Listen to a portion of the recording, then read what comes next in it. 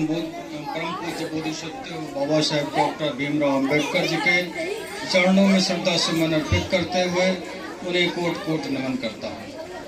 आज के कार्यक्रम के आयोजकगण व मंच पे उपस्थित हमारे मिश्री लाल जी, रेखा एडवोकेट जी और सभी लोग आए हुए बच्चे, महिलाएं व सभी माताएं बहनें, आप सभी को 26 जनवरी के उपलक्ष्य में हार्दिक बधाई। यह दिन एक ऐतिहासिक दिन है। इस दिन को हमारे बहुजन समाज के लिए बड़ा ही एक पर्व के रूप में इसको हमें मनाना चाहिए। बाबा साहेब डॉक्टर भीमराव अंबेडकर ने आज के दिन इस देश का संविधान दिया था देश को, और संविधान लागू हुआ था। इस संविधान के माध्यम से ही हमारा देश चलता है।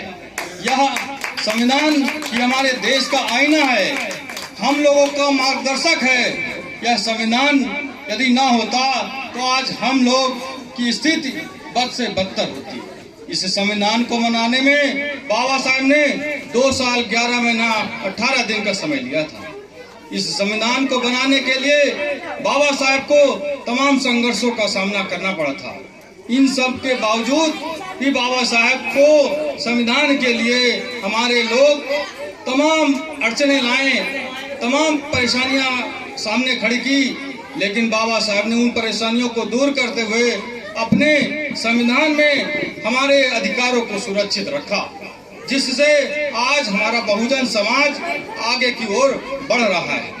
साथियों, हमारा समाज को यह ध्यान देना चाहिए कि यह बहुजन समाज के लोग कि जब तक हमारा संविधान रहेगा तब तक हमारा आपका सम्मान रहेगा।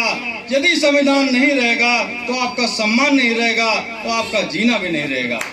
साथियों, संविधान के माध्यम से ही आपको यह ध्यान देना होगा कि हमारे जिस तरीके से बाबा साहब ने हमारे संविधान को बनाया है उसको बिगड़ने नहीं देना है। साथियों, बाबा साहब के बारे में भी हम लोगों को जानना चाहिए।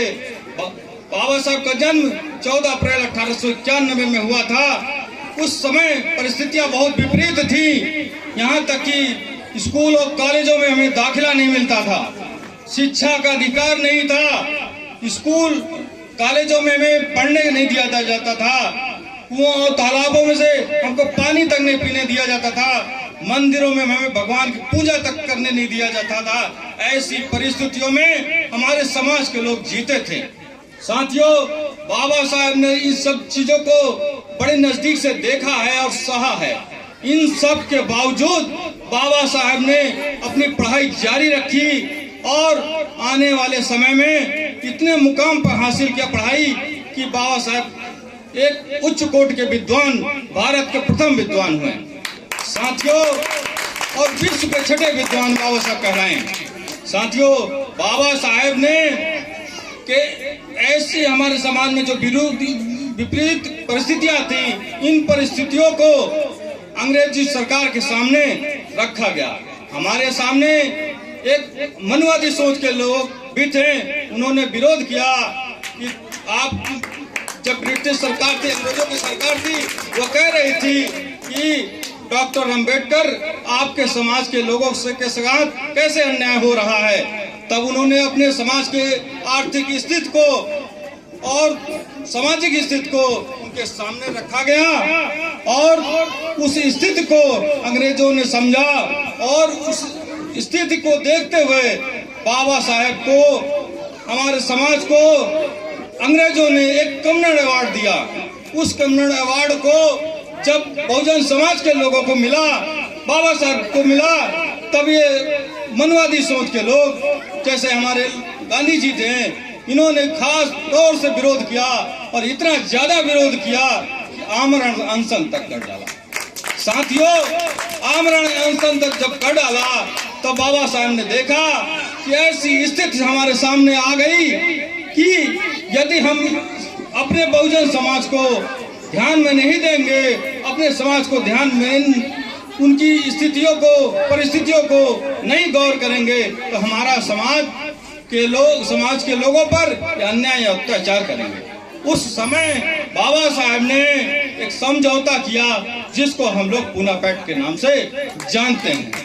साथियों, इन सब के बावजूद भी बाबा साहब ने संविधान के जरिए हम लोगों को अधिकार दिया और संविधान के माध्यम से बाबा साहब ने कहा कि इस संविधान के जरिए तो मैंने राजनीतिक अधिकार तो आपको दे दिया है, लेकिन सामाजिक और आर्थिक अधिकार,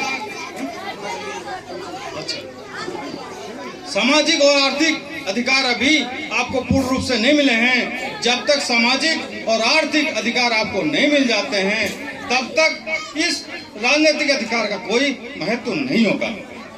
साथियों, आज हमारे समाज में यह ध्यान देने की बात है, बाबा साहब को बढ़ाने के साथ साथ बाबा साहब की पत्नी भी बराबर की सहयोग दिया है।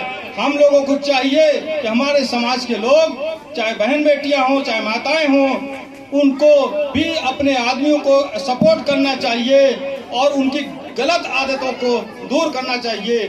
जब महिलाएं अपने पुरुषों को बढ़ेंगे और बाबा साहब के बताए हुए रास्ते पे चलेंगे, हमारे महिलाएं जहां तक जरूरत हो वो अपने बच्चों को शिक्षा जरूर ग्रहण कराएं और शिक्षा के लिए उन्हें जो भी संघर्ष करना पड़े शिक्षा के लिए संघर्ष करें, चाहे वह एक टाइम खाना खाएं लेकिन अपने बच्चों को जरूर पढ़ाएं। साथियों, शिक्षा वह शेरनी का दूध है जो पिएगा वही दहाड़ेगा। साथियों, समय का अभाव है, इसलिए ज्यादा न कहते हुए अपनी बात को यहीं पर विराम देता हूँ। नमो बुद्धाय। जय भीम, जय भारत।